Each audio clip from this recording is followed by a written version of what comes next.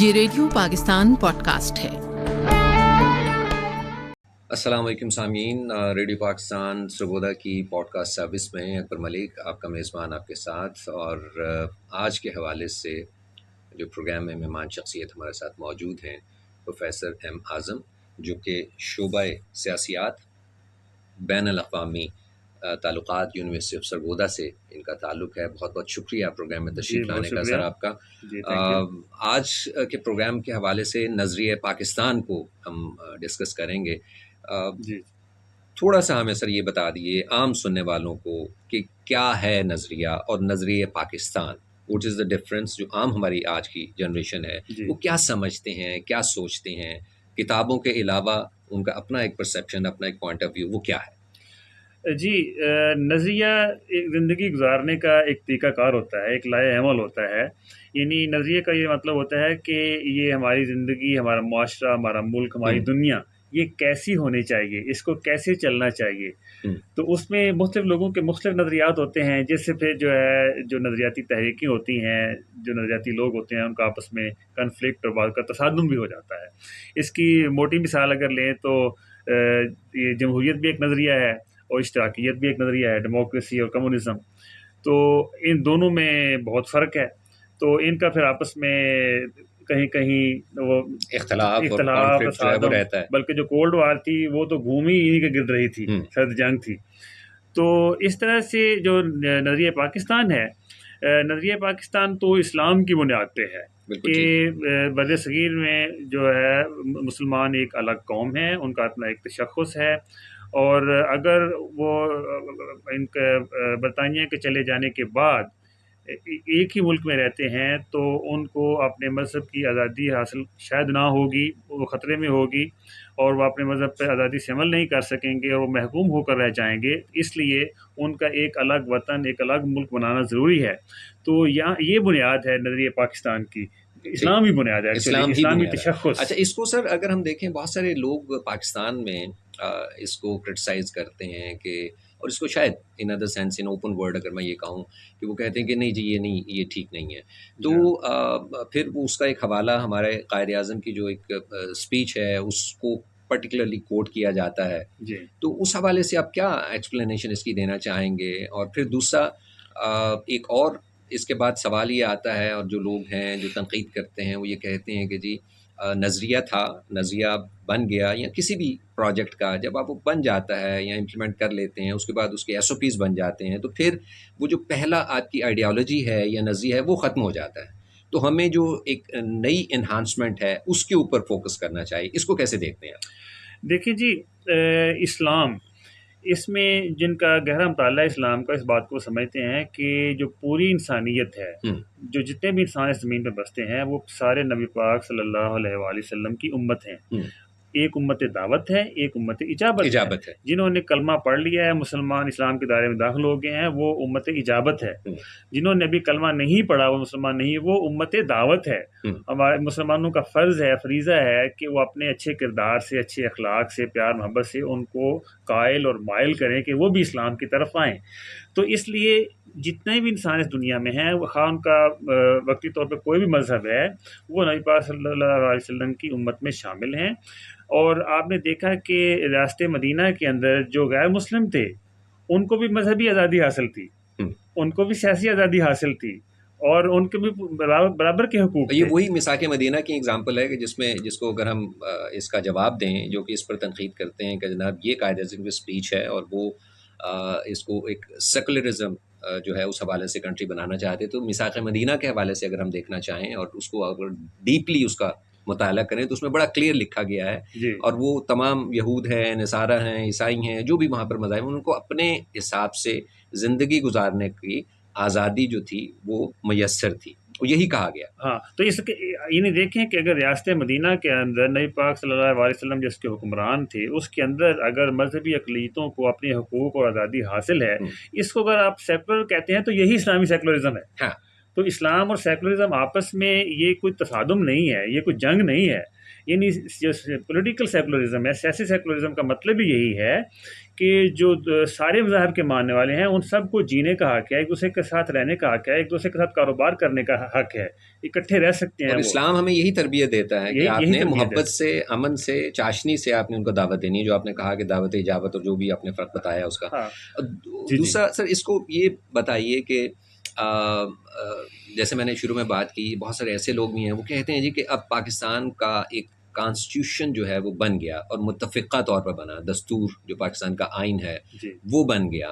تو اب وہ جو ایک کانسیپٹ تھا اور جو آئیڈیالوجی تھی اس کو آپ چھوڑ دیں، اب آپ کانسٹیٹیوشن کے اوپر فوکس کریں اور اس کو امپلیمنٹ کریں.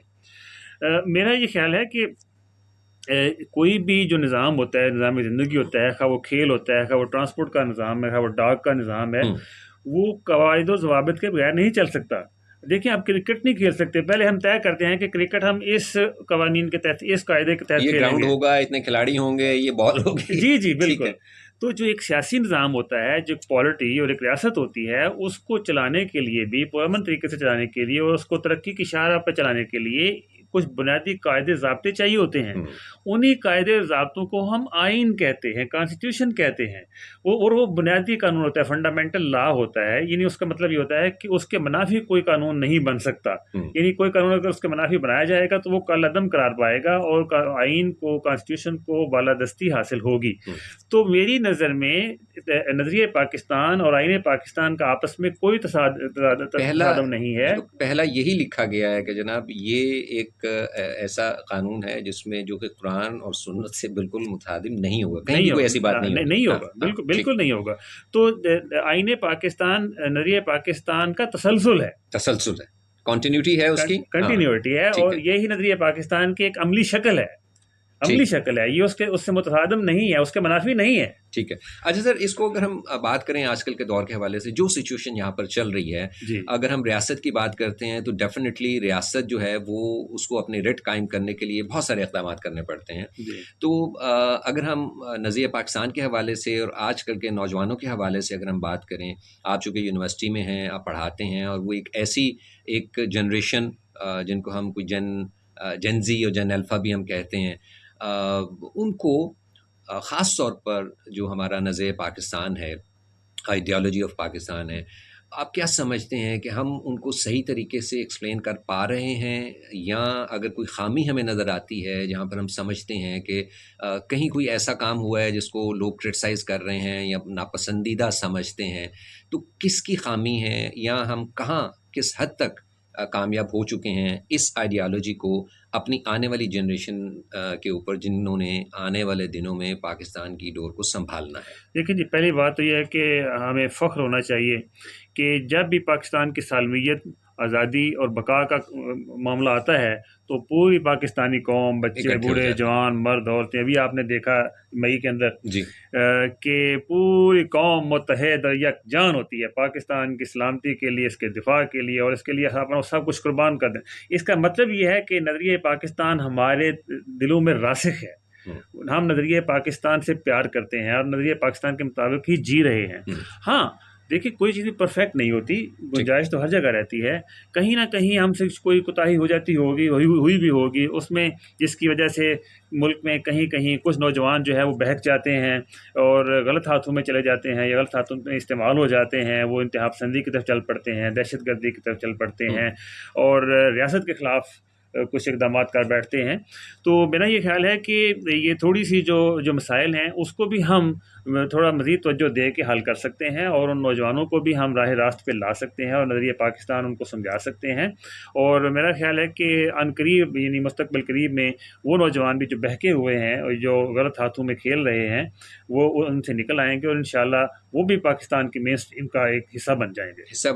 اور یہ بڑی کلیئر بات ہم کو بتا رہے ہیں جو پروفیسر صاحب نے بتائی کہ ابھی جو ریسنٹلی انڈیا کے ساتھ ہماری جھڑپ ہوئی، وہاں پر ہمیں بڑا کلیئر میسج پوری دنیا کو ملا. اور میں ایک پڑھ رہا تھا ایک بک میں، جس میں پرانی کسی آرمی آفیسر کے اس میں نیریشن تھی، اور انہوں نے کہا تھا کہ ہم نے 70 سال سے آپ لوگوں کو پڑھا ہے، ہم نے جانا ہے، ہم نے جانچا ہے، اور ہم فلی پریپیئرڈ ہیں اور ہم فلی تیار ہیں. اگر کوئی ایسا اقدام جو کہ پاکستان کی سالمیت کے خلاف اٹھایا جائے گا تو اس کے لیے ہم بھرپور تیار ہیں اور بھرپور جواب دیا جائے گا. اور اس کی مثال یقیناً آپ نے یہ کہہ دی کہ جب کوئی مشکل گھڑی آتی ہے تو پھر ہم بغیر کسی پروونشل جو ہمارا ہے، کوئی ریلیجن ہے، کوئی کون سے مذہب سے کس کا تعلق ہے، کس صوبے سے کس کا تعلق ہے، کون سی عمر ہے، کیا ہے، ہم سب بھول جاتے ہیں اور ہم صرف اور صرف یکجا ہو کے پاکستان کی سالمیت کے لیے اکٹھے کھڑے ہو جاتے ہیں. سر، آج کے دور میں جو تھوڑی سی مایوسی کی ایک جو چھائی ہوئی ہے، خاص طور پر نوجوانوں کے حوالے سے ہم بات کرتے ہیں اور نظریہ پاکستان کے حوالے سے بات کرتے ہیں، وہ اس سے کہیں دور جا رہے ہیں یا کہیں دور چلے گئے ہیں. اس کی وجہ کیا ہے؟ میٹریلزم آپ سمجھتے ہیں، سوشل میڈیا کا امپیکٹ سمجھتے ہیں، یا ایک فائنینشیل گریڈ سمجھتے ہیں؟ ان تینوں کو کیسے آپ ڈسکرائب کریں گے؟ دیکھیے جی، جن چیزوں پہ مجھے سب سے بڑا افسوس ہوتا ہے نا پاکستان کے حوالے سے، پاکستانی قوم کے حوالے سے، وہ یہی ہے کہ اتنا کچھ ہونے کے باوجود ہم اتنے منفی اور اتنے تنقیدی کیوں ہیں؟ ہم اتنا منفی سوچتے ہیں، اتنی تنقید کرتے ہیں صبح سے لے کے شام تک، جہاں بیٹھے اٹھیں کرٹیسزم ہو رہا ہوتا ہے. یعنی ہم صرف نیگیٹو چیزوں کو دیکھ رہے ہیں. جو کچھ پازیٹیو ہے ہمارے ملک میں، ہمارے معاشرے میں، ہماری زندگیوں میں، ہم اس کا اعتراف کرنے سے تقریباً قاصر ہو گئے ہیں. یہ دیکھیں پاکستان میں کیا نہیں ہے. اللہ کا شکر ہے، استحکام ہے، اسٹیبلٹی ہے، آزادی ہے، معیشت ہے، کاروبار ہے، روزگار ہے، سڑکیں ہیں، موٹر ویز ہیں، ہر چیز ہے، اللہ کی ہر نعمت موجود ہے، نہریں ہیں، دریا ہیں، زراعت ہے، مطلب کیا نہیں ہے. اور آپ دیکھیں، میرے خیال میں اس کی وجہ یہ ہے کہ ہم ایک غلطی کرتے ہیں، ہم موازنہ کرتے ہوئے اس کا موازنہ کرنے بیٹھ جاتے ہیں ناروے، سویڈن جیسے ملکوں سے جو کئی 100 سال پرانے نظام ہیں. پاکستان کا سیاسی اور سماجی نظام صرف ابھی 70-80 سال پرانا ہے. ہمارا موازنہ بنتا ہے ایشیائی ملکوں سے یا جو پوسٹ کالونیل اسٹیٹس ہیں، جو پہلے اب نوآبادیاں تھیں یورپین کنٹریز کی، دوسرے ان سے کمپیریزن ہمارا بنتا ہے، یا ہمارا موازنہ بنتا ہے مسلمان ملکوں سے. اب یہ جو 100-125 ملک ہیں، ان میں سے اگر آپ موازنہ کریں تو پاکستان ٹاپ 5 میں ہے. ایشین کنٹریز میں ٹاپ 5 میں ہے. ڈیموکریسی کے حساب سے، معیشت کے حساب سے بھی ٹاپ 10 میں ہوگا. مسلمان ملکوں میں دیکھ لیں، آزادیوں کے حساب سے، ہیومن رائٹس کے حساب سے، پولیٹیکل اور ڈیموکریسی کے حساب سے مسلمان ملکوں میں، پوسٹ کالونیل اسٹیٹس میں پاکستان ٹاپ 5 ٹاپ 10 میں ہے. اور آہستہ آہستہ اور رینکنگ اور بھی پاکستان کی بڑھ رہی ہے. انٹرنیشنل رینکنگس ہیں، بہت ساری انٹرنیشنل انڈیکسز ہیں، ان کو اگر آپ اٹھا کے دیکھیں تو آپ کو بڑی خوشگوار حیرت ہوگی کہ آج سے 30 سال پہلے ہم کہاں کھڑے تھے، 10 سال پہلے کہاں کھڑے تھے، اور آج ہم کہاں کھڑے ہیں. گریجولی ہمارا جو گراف ہے وہ بڑھ رہا ہے. ابھی پچھلے دنوں میں پڑھ رہا تھا کہ پاکستان میں جو لوگ یہ کرتے ہیں، فری لانسنگ کرتے ہیں، فری لانسنگ میں پاکستان دنیا میں 30 نمبر پہ آ گیا. اب دیکھیں، جو لوگ کہتے ہیں کہ جی کسی نے کام نہیں کیا، حکومتوں نے کام نہیں کیا، تو یہ پھر کیسے ہو گیا؟ حکومتوں نے کام کیا ہے، حکومتوں نے یہاں پہ انفراسٹرکچر ڈیولپ کیا ہے، ڈیجیٹائز کیا ہے چیزوں کو، کمپیوٹرز لے کے آئے ہیں اسکولوں میں، کالجوں میں. ہاں بالکل. تو اس سے کیا ہوا ہے کہ اب بہت سارے نوجوان جو ہیں وہ گھر بیٹھ کے عزت سے روٹی کما رہے ہیں، ان کو کسی چیز کی پرواہ نہیں ہے، خطرہ نہیں ہے جاب جانے کا. سب سے بڑی بات ڈالر کما رہے ہیں. جی، میں سب سے بڑی بات میں یہی بات کرنے لگا تھا کہ جب آپ اپنا ملک چھوڑ کے کسی دوسرے ملک میں جاتے ہیں، اگر آپ وہاں سے، ابھی ریسنٹلی سر مجھے پرسوں چوتھے کال آئی، ایک دوست ہیں جو کہ کینیڈا میں سیٹل ہیں، ان سے ایسی بات انہوں نے کہا جی کہ میں تقریباً کوئی $15,000 پر منتھ میں کماتا ہوں. پاکستان کا تقریباً 30 لاکھ کے قریب پر منتھ بن جاتا ہے. لیکن اس کے بعد وہ کہتا ہے جی جب اینڈ آف منتھ میں میرے اکاؤنٹ میں صرف $4 اور $5 بچتے ہیں. اب the person who is providing the free lancer services and sitting in Pakistan in his room in his a wheel chair, اور جو بھی ان کی چیئر ہے، کمرے میں بیٹھا ہے اور وہ سروسز وہاں پر دے رہا ہے، اور وہ ریمیٹنس پاکستان کے لیے لے کے آ رہا ہے جو کہ آکسیجن ہے پاکستان کی اکانومی کے لیے، پاکستان کی انڈسٹری کے لیے. تو اب آپ یہ اندازہ کر لیجئے، میں یہ خاص طور پر ان نوجوانوں کو بات کرنا چاہ رہا ہوں جو کہ پاکستان کو چھوڑ کر جانا چاہتے ہیں. اب آپ وہاں پر جائیں گے تو آپ اگر کمائیں گے وہاں پر تو آپ کو ایکسپینس بھی اسی حوالے سے کرنا پڑے گا. اس لیے بہتر یہ ہے کہ آپ پاکستان میں رہیں، پاکستان میں رہ کے اسکل سیکھیں اور یہاں پر بیٹھ کے اپنا کام کریں. آپ کمائیں گے وہاں سے، خرچ یہاں پہ کریں گے، پھر آپ کا جو ایک ڈفرینس ہے وہ کمپلیٹ ہوگا اور آپ اچھے پیسے بنا سکتے ہیں. جی سر. جی ہاں، اس میں اگر جانا چاہتے ہیں خوشی سے جائیں. میرا خیال ہے کہ پاکستانی ڈائسپورا جو ہے وہ بھی پاکستان کی ایک اسٹرینگتھ ہے، ایک طاقت ہے، ایکسپوجر ہونا چاہیے. ہاں، اس سے یہ ہے کہ ہمیں ذرا بادلہ بھی آتا ہے، پھر وہ چونکہ وہاں پہ موجود ہوتے ہیں تو اس سے وہ پاکستان کے وہ سفیر بھی ہوتے ہیں اور وہ پاکستان کے لیے وہاں بیٹھ کے بہت اچھا رول پلے کر سکتے ہیں. اب یہ وہاں پہ ایک انہوں نے گروپ بنایا ہوا ہے مسلمس فار ٹرمپ امریکہ کے اندر، تو ان کا ایک اچھی خاصی سے ہے وہاں پہ، اور وہ پاکستان کے لیے وہ میرا خیال ایک اچھا رول پلے کر رہے ہیں جو پاکستانی اس کے اندر ہیں. اس طرح برطانیہ کے اندر پاکستانی ہے, کینیڈا میں ہے, آسٹریلیا میں ہے. تو ڈائسپورا از گڈ, یعنی یہ کوئی حرج نہیں ہے. میں یہ برین ڈرین سے میں اتنا یعنی اتفاق نہیں کرنے کی کرتا. ضرورت نہیں ہے. میرا خیال ہے کہ جتنے برینز پاکستان میں موجود ہیں ماشاءاللہ وہ بھی بہت چمکتے دمکتے ذہین لوگ ہیں پاکستان کے اندر, جو لوگ بیٹھے ہوئے ہیں کون ذہین نہیں ہے. ایک اور کوشچن, پاکستان کے جو درپیش مسائل ہیں ان کے حل میں آپ کس طریقے سے سمجھتے ہیں کہ نظر پاکستان جو ہے وہ ہمارا ہیلپ فل ہو سکتا ہے؟ جی, ہمیں جہاں پہ اپنا مزید ضرورت ہے امپروو کرنے کی, جہاں پہ زیادہ گنجائش ہے, میں یہ سمجھتا ہوں کہ نظریہ پاکستان چونکہ اسلام کی بنیاد پہ قائم ہوا ہے, اسلام کی بنیاد پہ بنا ہے, تو اسلام کے جو زرعی اصول ہیں, سنہری اصول ہیں ایک اچھا انسان بننے کے, ایک اچھا معاشرہ تشکیل دینے کے, ہم ان کو ذرا اچھے طریقے سے اپنے اندر راسخ کر لیں, ان کو اچھے طریقے سے اور اپنا لیں, تو ہم مطلب ایک دنیا کے لیے ایک قابل فخر قوم بن سکتے ہیں, قابل فخر معاشرہ اور ملک بن سکتے ہیں. اور اس میں سب سے بنیادی اصول یہ دیکھیں, جو ترقی یافتہ مضبوط قومیں ہیں انہوں نے آج وہی اصول اپنائے ہیں تو وہ دنیا میں چھائے ہوئے ہیں. سچائی, دیانتداری, ایمانداری, صلہ رحمی, پیار محبت, انسانیت سے پیار, نفرتیں ختم کر دینا, بددیانتی چھوڑ دینا, یہ چیزیں ہم کریں گے تو تو یقیناً ہم دنیا کی جو ٹاپ 5 ہیں, پوری دنیا کی ٹاپ 5, ابھی میں بات کر رہا تھا ایشیا اور مسلم کنٹریز میں ٹاپ 5, پھر ہم دنیا کے ٹاپ 5 میں آ جائیں گے. بہت بہت شکریہ آپ کا پروگرام میں تشریف لانے کا. آج کی مہمان شخصیت ریڈیو پاکستان سرگودا سے, اور پروگرام میری پہچان پوڈ کاسٹ جو ہمارا ایک پروگرام ہے اس میں آپ کا سب بہت شکریہ. پروفیسر ہمارے موجود تھے ڈاکٹر ایم اعظم صاحب. آج کی پوڈ کاسٹ میں اس کے پروڈیوسر جمشید قادری اور ٹیکنیکل انجینئر ہمارے ساتھ نعمان شفیق, اور آپ کے میزبان اکرم ملک کو اجازت دیجیے. اللہ حافظ.